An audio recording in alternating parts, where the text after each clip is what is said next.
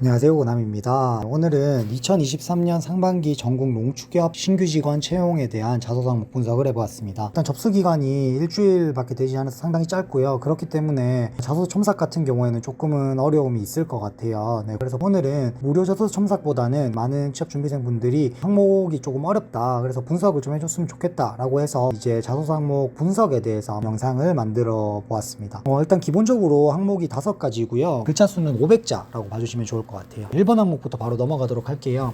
본인이 평소 꾸준하게 자기 개발을 위해 노력하고 있는 것을 제시하고 이러한 노력이 다른 사람에 비해 두각을 나타내어 큰 성과를 얻었던 경험인데요. 일단 가장 강조하는 것처럼 두 가지씩 문단 나누기 대주면 좋고요. 성과에 대한 소재를 먼저 생각하면 좋아요. 이게 무슨 말이냐면 보통은 이 순서대로 읽다 보니까 내가 꾸준하게 자기 개발을 했던 게 뭐지, 노력했던 게 뭐지를 먼저 생각하게 되는데, 그렇게 됐을 경우에는 그 뒤에 또 성과 부분에서 내가 노력을 했는데 어떤 성과가 났지, 이건 성과가 안 났는데 라면서 소재 선정에 어려움을 겪는 분들이 많아요. 시간이 오래 걸리기도 하고요. 그렇기 때문에 내가 어떤 성과를 냈던 경험에 대한 소재를 먼저 리스트업을 하고요. 그러한 소재 중에서 조금은 농협과 어울리는, 혹은 정말 이거는 특색 있는 소재다 하는 거에 대해서 내가 노력했던 것 순으로 한번 정리를 하시면 조금은 작성하는데 편하실 거라고 생각이 됩니다. 단 이제 자격증과 같은 뻔한 소재 있죠. 그러니까 예를 들면은 평소 꾸준하게 자격증 공부를 하였다, 그래서 남들보다 2배, 3배 되는 노력을 하여서 자격증을 합격했다 라고 할 수는 있지만, 물론 그걸 쓰지 말라는 건 아니지만 추천하지는 않는다. 왜냐면 그렇게 쓰시는 분들이 너무 많고, 그 자격증이 정말 특수한 자격증이고 그 과정의 노력이 내가 정말 언급할 수 있을 만한 정말 구체적인 노력이 있다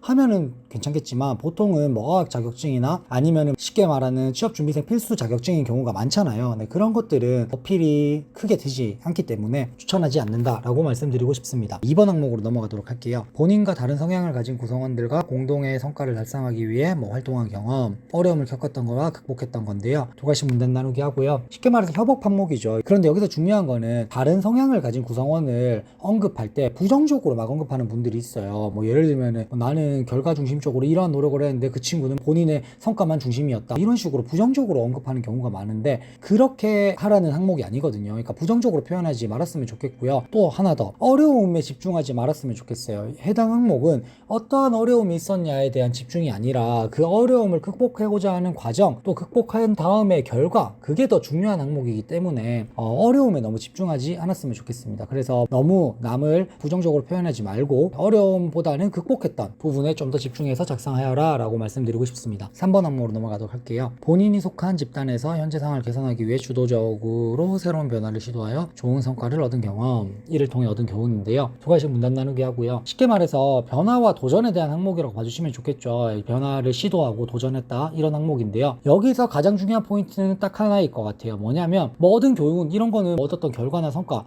얘기하면 되고요. 어떠한 변화를 했다라고 하면 되는데요. 막 주도적으로 하라고 했다고 해서 너무 강하고 너무 주도적이고 너무 강력하고 이렇게 어필하시는 분들이 생각보다 많아요. 근데 여기서 묻는 것은 당연히 주도적인 것도 주도적인 거지만 어떠한 변화와 혁신, 그래서 그에 따른 성과이기 때문에 내가 너무 강하고 내가 너무 독단적인 이런 부분을 어필하면 오히려 리스크가 커질 수 있기 때문에 그런 부분들은 조심하는 게 좋지 않을까라고 생각을 합니다. 4번으로 넘어가도록 할게요. 농협에 입사하는 것이 본인 개인한테 어떤 의미가 있는지, 농협의 비전, 개인의 비전을 상생할 수 있는 실천 계획인데요. 일단은 두 가지 문단 나누게 해주시고, 입사가 나에게 주는 의미이겠죠. 그러니까 쉽게 말해서 농협에 입사는 저의 오랜 꿈이었습니다, 이런 이제 추상적인 걸 얘기하라는 게 아니에요. 농협에 입사하는 것이 나에게 앞으로의 이런 발전을 할 수 있는 시작이 되는 의미가 있습니다, 이런 식으로 좀 구체적으로 작성하라는 것이 중요하거든요. 그러니까 이게 나에게 어떤 의미를 준다라는 것이 어필되는 게 중요하고요. 입사 후 포부와 비전인데요. 중요한 항목일 것 같아요. 농협에 왜 지원했어? 어떤 포부를 가지고 있고 비전을 가지고 있어? 를 묻는 항목이기 때문에 나의 어떤 가치관 혹은 직업적 가치관과 회사 입사 후의 비전을 엮어서 이제 빌드업 하는 것이 가장 바람직하고 추천하는 방향이다 라고 말씀드리고 싶습니다. 5번 항목으로 넘어가도록 할게요. 농협이